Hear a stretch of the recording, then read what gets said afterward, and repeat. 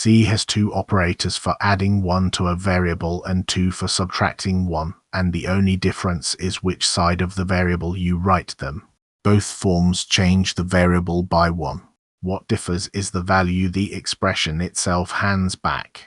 Take the postfix form on the second line. I++ with the operator after the variable yields the old value and then increments. So A receives 5, the value I had beforehand, and I becomes 6. Read it as use it, then bump it. Now the prefix form on the last line. ++j, operator first, increments and then yields the new value. J becomes 6, and B receives 6. Bump it, then use it. The names follow the position postfix and prefix, or post-increment and pre-increment. And there are matching decrement forms, --, which behave identically in the other direction. The only thing you have to keep straight is which value comes out, and the mnemonic is simply that the operator does its work in the order you read it. Now the good news, which is that most of the time this distinction does not matter in the slightest. When you use an increment as a statement on its own, or as the third clause of a for loop, the value of the expression is thrown away. Nobody is looking at it. All that survives is the side effect. The variable went up by 1, and that is the same for both forms. So the two for loops on screen are the same loop, and count ++ is the same as ++ count. Use whichever your codebase already uses, and be consistent. If you want a tiebreaker, prefix is conventional in C++.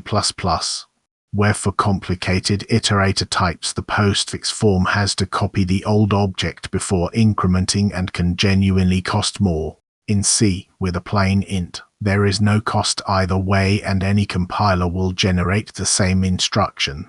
So prefix is a harmless habit to carry across, but do not let anyone tell you it makes your C faster.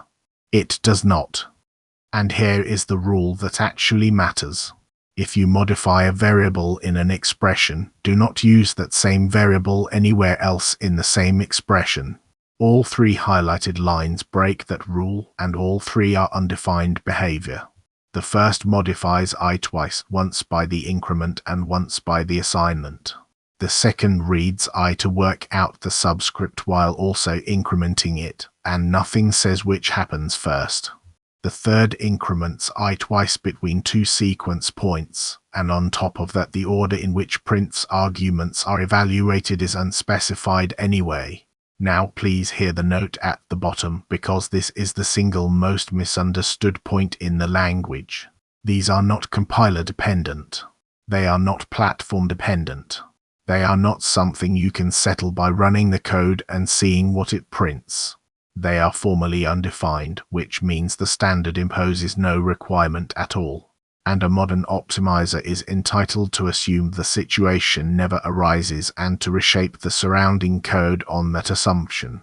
The fix is always the same, and it is free. Split it into two statements.